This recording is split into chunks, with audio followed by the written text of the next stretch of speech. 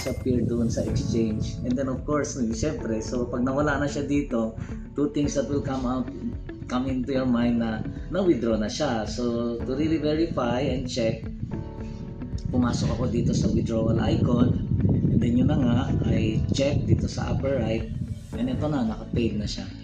So paid na siya, and then I check kung ilang dollars yung na-transfer, 1,115. So guys, talagang bayad na tayo. So from here, kasi nandito sa kabila yung GCash ko sa isang Android phone ko, I'm going out to the Android phone, okay, to check on my GCash. Dito na ako ngayon sa phone ko where the GCash is located. So pupunta na ako ngayon dito sa GCash icon ko, kalat-kalat, kalat-kalat, yun, there you go, the GCash. Yan, okay. So, tagal. Bilisan mo, atat na ako. Okay. So, makikita nyo, I have 30K in my own wallet, that's cash. And then, if I'm going to go to my GCrypto, I will just have to click invest. Okay. Makikita mo na kaagad that there's a 68,932 worth.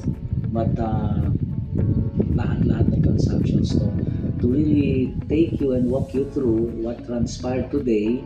Today is April 11. We have to go inside my GCrypto account. And so, konting bilis naman GCash, please. Kami nagre-record. Yeah, there you go. So, ito yung bubulagta sa'yo when you open your GCrypto. 1, 2, 3, 4, 5, 6, just a little bit more, please naman. Yun! Hi, Belsi. Okay, your account is 69,780. So this is my total amount na nandito ngayon sa loob ng GCrypto, but this is still inside my cryptocurrency.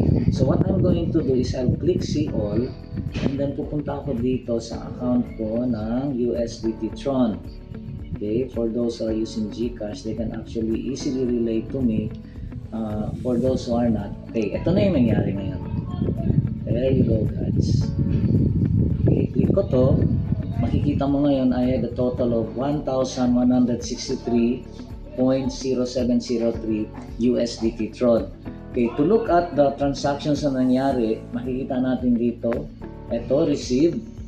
Okay, you receive, request is successful.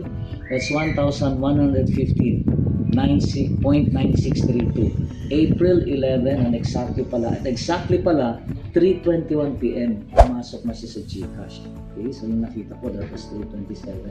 I was late by 5 minutes. Right? So labas ako, makikita nyo rin other transactions ko dito.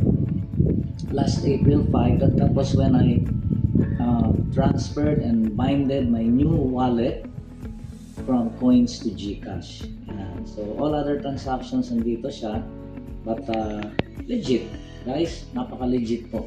Andito na siya sa loob. And I'm so happy, guys, na this is my first ever biggest withdrawal. But definitely, I'm sure may mas malaki pa dito in the coming days or months. Right? Thank you, BG. Thank you so much. Thank you so much. This is my BG journey for today.